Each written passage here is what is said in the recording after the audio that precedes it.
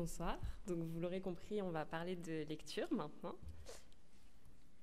Et plus particulièrement d'un dispositif d'aide à la lecture qui est piloté avec de l'intelligence artificielle auto-adaptative. Donc ce projet, c'est le projet de ma thèse. Je m'appelle Camille Roulet, je suis doctorante au Centre de recherche en neurosciences de Lyon. Je suis encadrée par Alice Gomez et Eddy Cavalli qui sont présents ici ce soir. Et je suis accompagnée de Baptiste Bréjon, qui est le cofondateur, avec Antoine Ozimour, de la start-up Glaster, qui génère donc cette intelligence artificielle dont je vais vous parler. Avant de parler directement du projet de Glaster, on va faire un petit point sur la lecture en elle-même. Et la lecture, c'est un processus visuel.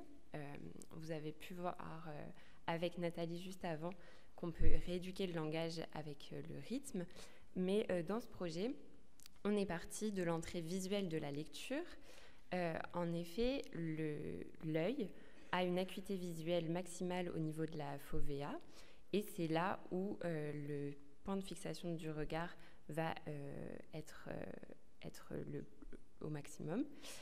Et quand on va lire, on va déplacer nos yeux, donc avoir des mouvements oculaires qui vont nous permettre de décoder l'information et d'accéder à la compréhension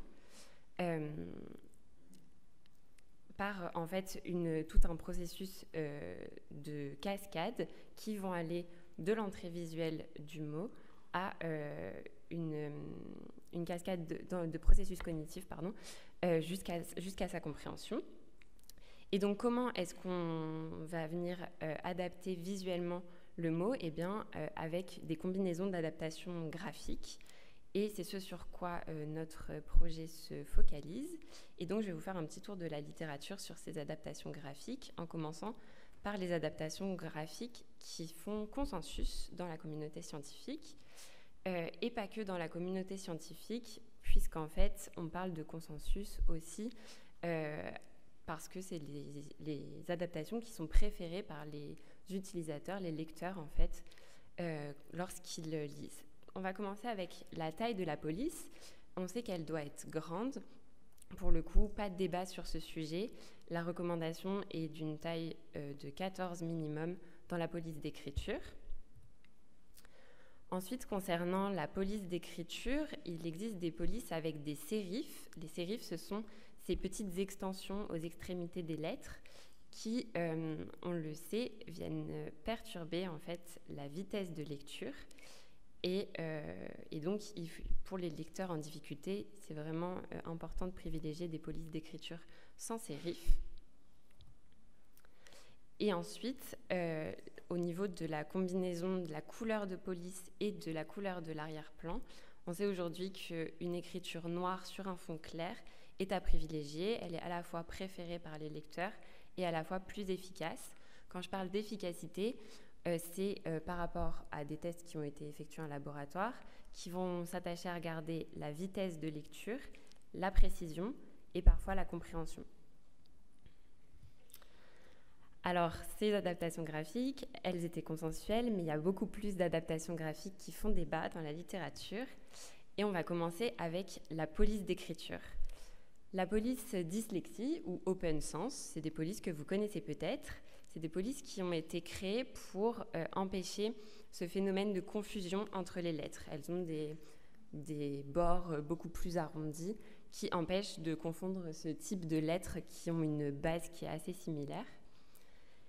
Mais au final, dans la littérature, il n'y a pas de preuve que ces polices d'écriture sont plus efficaces. Et des polices de type Arial, qui est une police très utilisée sans empattement, donc sans sérif, est à la fois préférée par les utilisateurs et à la fois montre plus de preuves d'efficacité.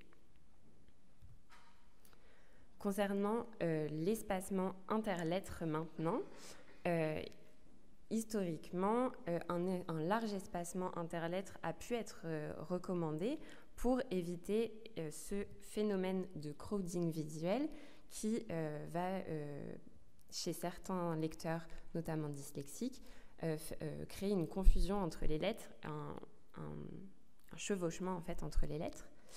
Mais des auteurs ont récemment montré qu'un espacement trop important, il réduit en fait la résolution spatiale et serait délétère chez des lecteurs avec un faible empan visuo-attentionnel. Alors qu'un léger espacement serait bénéfique pour tous les lecteurs, pas seulement les lecteurs en difficulté, et il réduirait en fait l'effet négatif de certaines polices, comme les polices avec des sérifs. Donc un léger espacement serait à privilégier pour tout le monde, mais en fonction des difficultés de chacun, un espacement un peu plus large pourrait être bénéfique. Concernant maintenant la longueur des lignes trop nombreuses ou trop longues avec un grand nombre de caractères viennent jouer avec les limites de cet empan visuel. Donc quand je parle d'empan visuel, c'est le nombre de lettres qu'on est capable de distinguer en une fixation, donc sans saccade oculaire, sans mouvement oculaire. Et à l'inverse, des lignes trop courtes vont diminuer le repérage spatial puisqu'elles vont nécessiter beaucoup de retour à la ligne. Pourtant, on a des études récentes qui montrent qu'une petite taille d'écran serait à privilégier avec des paragraphes multiples, mais seulement si on respecte un texte aéré avec des espaces interlignes et interparagraphes assez importants, parce que ça augmenterait l'efficience oculomotrice. Attention cependant avec ces études parce qu'elles sont réalisées uniquement sur support numérique avec un suivi du texte au doigt qui va pouvoir venir influencer la lecture, donc à prendre avec précaution. Enfin, dernière adaptation graphique sur laquelle je vais vous parler, c'est le surlignage et la mise en couleur des textes. Ce sont des adaptations graphiques qu'on retrouve très souvent, puisqu'elles sont très utilisées par les professionnels. Il y a beaucoup de retours positifs de la part des utilisateurs qui utilisent ce type d'adaptation. Mais en fait, on n'a pas de données objectives issues des travaux réalisés en laboratoire. Et ces adaptations, elles sont très dépendantes des déficits de chacun. Au final, c'est un peu le mot d'ordre de toutes ces adaptations. C'est très dépendant des difficultés de chacun. Et c'est ce sur quoi on va se pencher maintenant, puisque dans ce projet de recherche, on cherche à adopter une visée plus transdiagnostique, donc à aller au-delà du diagnostic et à ne pas ranger les enfants, les lecteurs, dans des cases qui pourraient leur poser problème. En fait, la catégorisation actuelle des troubles, elle va enfermer le lecteur dans un type de solution qui va lui être proposée en fonction du diagnostic qui va être établi par des professionnels. Et ça pose problème parce que des difficultés légères ou des difficultés passagères mais significatives, elles ne vont pas forcément être prises en compte. Et ça peut laisser des lecteurs en difficulté alors qu'ils pourraient bénéficier d'adaptations graphiques pour augmenter leur vitesse de lecture, leur compréhension, et donc ne pas prendre de retard au niveau scolaire, par exemple. Une autre problématique que pose le diagnostic à l'heure actuelle, c'est la prise en compte du chevauchement entre les troubles. On en a parlé un petit peu tout à l'heure, mais la co-occurrence des troubles est très fréquente et les répercussions des troubles ne sont pas toujours prises en compte. Par exemple, dans la dyspraxie, il y a des troubles de lecture, des difficultés de lecture, et elles ne sont pas toujours prises en compte parce que les difficultés motrices sont au premier plan et pourtant elles sont présentes. Et troisième problème que pose le diagnostic, c'est la prise en compte de la variabilité des symptômes au sein d'une même catégorie. Dans la dyslexie, il existe autant de dyslexie qu'il y a de dyslexiques en fait. Il n'y a pas de solution unique qui serait adaptable à tous les dyslexiques. Et pourtant, dans la recherche, on crée souvent des groupes dyslexie, des groupes dyspraxie, alors même que les enfants ont des difficultés très différentes. Dans ce projet, on cherche donc à adopter une vision plus dimensionnelle et à trouver des solutions pour chaque individu. Donc, Ces solutions, elles vont venir compenser les mécanismes cognitifs dysfonctionnels qui vont être identifiés et proposer des adaptations graphiques en fonction de ce qui a été identifié au préalable. Le problème que ça pose, c'est qu'on a à ce moment-là une infinité de profils qui peut être trouvé et donc une infinité de solutions possibles. Et ça, c'est un travail qui est assez colossal et qui est impossible en fait pour l'humain parce qu'il serait trop imprécis et qu'il prendrait trop de temps. Et c'est en ça que l'intelligence artificielle, elle peut venir nous aider. Et c'est en ça que Glaster a été créé. C'est pour ça que Glaster a été créé. Merci beaucoup Camille. Alors oui, je m'appelle Baptiste. Applaudissons Camille. Donc, pour compléter tout ce que vient de dire Camille, alors je suis humblement pas du tout chercheur en neurosciences pour ma part, je ne vais pas faire partie de ce beau collectif. Je suis ingénieur en informatique et moi j'ai voulu aider les personnes 10 avec ma vision très naïve en fait, sans connaître tous les biais. Et c'est pour ça qu'aujourd'hui je suis très fier que Camille et que le CNRL nous aident là-dessus, parce que moi je suis juste servant dans l'histoire, j'ai apporté une technologie, l'intelligence artificielle, qui aujourd'hui est à point, nommé pour aider et pour résoudre ce problème de pluralité des profils. Donc on a vraiment compris pourquoi on avait une infinité de combinaisons possibles, une infinité de troubles. Et je pense que collectivement, on va être d'accord sur le fait qu'aujourd'hui, on arrive à catégoriser, mais on sait que finalement, la catégorisation, c'est juste mettre des gens dans une catégorie, mais on est tous différents.